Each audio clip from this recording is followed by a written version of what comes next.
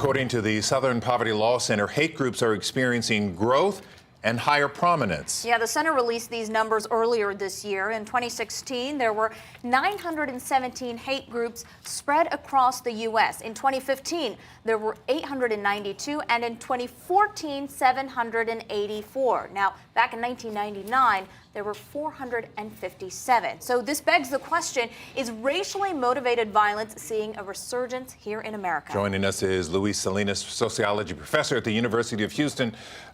Thank you for joining us, sir. We've got a long list of folks who have been coming in to talk. The president today called out these white nationalists.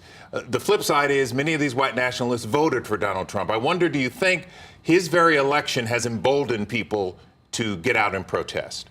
Well, when we look at the numbers, even as not even the election, but if we go back to the campaign, as the campaign was going on, we saw the number of incidences, the number of rallies, white supremacist rallies on the rise. You think there was a connection?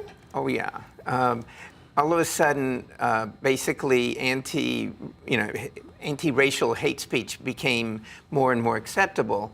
It's increased about 20% in the last 200 days. Okay, so who makes up these white nationalist groups, and are they really as big of a threat as people perceive them to be? They're very loud because, as you were talking earlier, they're very full of hate. Mm-hmm. They're not very happy individuals. There's always often something wrong, and so what they tend to do is blame it as a racial issue, blame it on minorities, the reason why they're not doing well. And at a time when our country finds ourselves with the highest level of inequality, the reason poor whites, the reason working class whites are not doing well is not because of poor minorities or working class minorities. All right, we talked earlier about the alt-right rally that's planned on 9/11 at Texas A&M University. Right. College students heading to class. What would you say to students who are opposed to that organization, and how should they conduct themselves with this counter-protest? See, I think that the problem is because emotions are raging so high, it easily breaks down into just screaming and yelling. Mm-hmm. And when they're screaming and yelling between one group and another, there's absolutely no communication going on. My advice would be go, but listen and watch. You don't have to agree. You don't have to go along.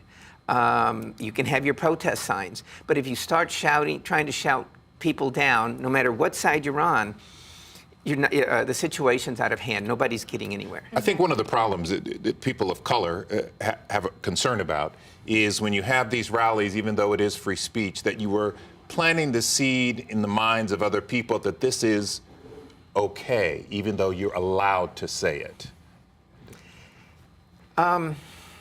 You're right. There's always that part, but we have to keep in mind that free speech is a really delicate thing. When we start putting limits on it, it's too easy to go all the way. On the other hand, you can't yell, fire in a crowded theater. So we have some amount of it when it's likely to cause, a lot of harm to people. But where you draw that line, we have to be extremely careful about what we do. Yeah, we heard Gerald Treese talk about where the line is. Right. Hate speech and free speech. Salinas with U of H, thank you so much for joining us today. Thank you, sir. Always a pleasure.